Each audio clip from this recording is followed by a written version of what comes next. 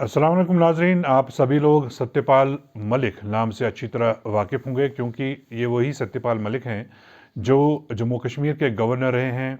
और ये उस वक्त जम्मू कश्मीर के गवर्नर थे जब 5 अगस्त 2019 को 370 और 35A को हटाया गया था और जम्मू कश्मीर को दो हिस्सों में बांटा गया था। और उससे पहले अगस्त 2018 को सत्यपाल मलिक को जम्मू कश्मीर का गवर्नर बनाया गया था और उससे पहले वो बिहार के गवर्नर रहे थे। हालांकि जब वो बिहार के गवर्नर थे तो वो ज़्यादा सुर्खियों में नहीं रहे, ज़्यादातर लोग उनको नहीं जानते थे और जम्मू कश्मीर में शायद ही कोई उनके नाम से वाकिफ था।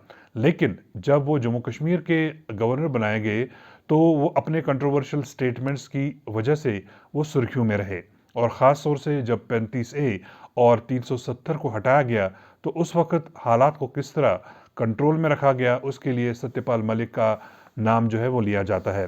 तज्ज़िया निगारों का ये भी कहना है कि सत्यपाल मलिक को इसलिए जम्मू कश्मीर भेजा गया था क्योंकि 370 और 35A को हटाए जाने की तैयारियां काफ़ी पहले से शुरू हो चुकी थी और उनको एक स्पेशल मिशन के तहत जम्मू कश्मीर में गवर्नर बनाया गया था। लेकिन इस वक्त सत्यपाल मलिक का नाम इसलिए खबरों में है क्योंकि एलजी एडमिनिस्ट्रेशन जो है इस वक्त जम्मू कश्मीर में उन्होंने उस मामले की सीबीआई इंक्वायरी कराने का फैसला लिया है जिसमें सत्यपाल मलिक का नाम आया है। जी हाँ, सत्यपाल मलिक ने अक्टूबर 2021 यानी पिछले साल अक्टूबर के महीने में राजस्थान में एक फंक्शन के दौरान कहा था कि जब वो जम्मू कश्मीर के गवर्नर थे तो उन्हें 300 करोड़ रुपए रिश्वत के तौर पर ऑफर किया गया था ताकि वो दो फाइलों पर साइन करें।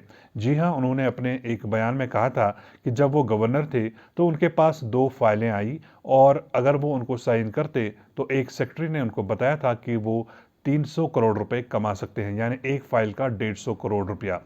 और ये फाइलें किसकी थी? ये फाइलें एक बिजनेसमैन की थी एक फाइल, और दूसरी फाइल एक ऐसे लीडर की थी जिसका नाम आरएसएस से जुड़ा हुआ है। तो उनका कहना है कि ये मामला उन्होंने प्राइम मिनिस्टर उस वक्त के नरेंद्र मोदी उनकी नोटिस में लाया हुआ था, लेकिन जब उनसे कहा गया कि वो इन फाइलों पर साइन ना करें तो उन्होंने ऐसा नहीं किया। तो एलजी एडमिनिस्ट्रेशन जो है उन्होंने इस मामले को बहुत संजीदगी से लिया है और उन्होंने इस मामले की सीबीआई इंक्वायरी कराने का फैसला लिया है ताकि ये पता लगाया जा सके कि सत्यपाल मलिक का ये दावा सही है, और अगर सही है तो वो बिजनेसमैन कौन था जिन्होंने उनको 150 करोड़ रुपए की रिश्वत ऑफर की थी, और दूसरे वो आरएसएस के लीडर कौन है जिन्होंने अपनी फाइल को अप्रूव कराने के लिए 150 करोड़ रुपए की ऑफर की थी। तो आपको ये बता दें कि सत्यपाल मलिक जो है उनके बयान जो है कई ऐसे बयानात हैं जिनकी वजह से कंट्रोवर्सीज हुई है। हालांकि वो बीजेपी के लीडर हैं, पिछले 15-17 सालों से वो बीजेपी से जुड़े हुए हैं और बीजेपी ने उनको कई अहम ओहदों पर तैनात किया है। वो पिछले कुछ सालों से 4 बड़ी रियासतों के गवर्नर हैं। इस वक्त वो मेघालय के गवर्नर हैं और जम्मू कश्मीर से हटाए जाने के बाद उनको गोवा का गवर्नर बनाया गया। वहाँ पे भी उन्होंने बीजेपी की जो सरकार है प्रमोद सावंत की, उसके खिलाफ करप्शन के इल्ज़ामात लगाए। उन्होंने कई बार बीजेपी के खिलाफ जो है बीजेपी लीडरशिप के खिलाफ बयानबाजी की है, लेकिन बीजेपी हमेशा से इनकी जो बयानबाजी है उस पर उन्होंने चुप्पी साधी है और उन्होंने कभी भी उनके खिलाफ जो है स्टेटमेंट नहीं दिया है।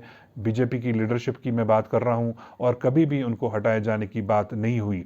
हालांकि वो इससे पहले कांग्रेस से भी जुड़े रहे हैं, लेकिन जब से वो बीजेपी से जुड़े हैं उन्होंने कई कंट्रोवर्शियल स्टेटमेंट्स दी है। और आपको याद होगा कि जब किसानों का प्रोटेस्ट चल रहा था तो उस दौरान भी सत्यपाल मलिक का एक बयान आया था जिसमें उन्होंने कहा था कि वो प्राइम मिनिस्टर नरेंद्र मोदी से फार्मर के इशू को सॉल्व करने के लिए मिले थे, लेकिन उन्होंने पाया कि वो बहुत एरोगेंट है। इन्होंने ये वर्ड इस्तेमाल किया था कि प्राइम मिनिस्टर जो हैं वो बहुत एरोगेंट है।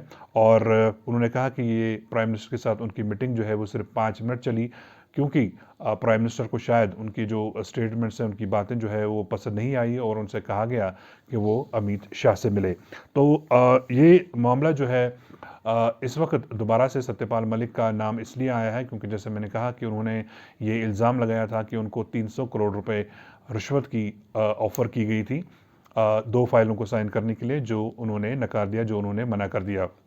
सत्यपाल मलिक जो है, जब वो जितनी देर वो जम्मू कश्मीर में रहे, उस दौरान भी उनका नाम जो है काफ़ी सुर्खियों में रहा। आपको याद होगा कि जब 370 हटाया गया तो उन्होंने राहुल गांधी जो कि कांग्रेस के लीडर हैं, उनको दावत दी थी कि वो कश्मीर आएँ और ख़ुद वो हालात का जायज़ा लें।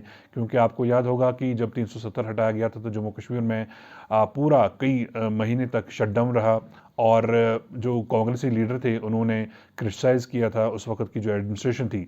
लेकिन सत्यपाल मलिक ने राहुल गांधी को दावत दी थी कि वो आएँ और ख़ुद देखें। लेकिन जब राहुल गांधी आए तो उनको एयरपोर्ट पे ही रोक दिया गया, उनको एयरपोर्ट से बाहर भी नहीं निकलने दिया गया। काफ़ी सिक्योरिटी बंदोबस्त के दौरान उनको वापस भेज दिया गया। 1 घंटे के अंदर जो है वापस राहुल गांधी जो है वो दिल्ली पहुंच गए, क्योंकि वहाँ यहाँ कश्मीर में उनको एयरपोर्ट से बाहर ही नहीं आने दिया गया। काफ़ी हंगामा रहा एयरपोर्ट पे, उनके साथ काफ़ी मीडिया भी थी उस वक़्त, और उस वक़्त की ये बड़ी खबर बनी कि राहुल गांधी जो है वो दिल्ली से श्रीनगर आए यहाँ पे हालात का जायज़ा लेने के लिए। लेकिन यहाँ पे सत्यपाल मलिक की एडमिनिस्ट्रेशन ने उनको एयरपोर्ट से बाहर ही नहीं निकलने दिया और यहाँ से उनको वापस दिल्ली रवाना कर दिया गया। तो ये आज की बड़ी खबर थी जो हम आप तक पहुँचाना चाहते थे कि सीबीआई जो है अब इन इल्ज़ामात की तहकीकात करेगी कि सत्यपाल मलिक ने जो ये दावा किया है 300 करोड़ रुपए की रिश्वत का, तो इसमें कितनी सच्चाई है। अगली खबर के साथ आपसे दोबारा मुलाकात होगी। जब तक के लिए अल्लाह निगहबान।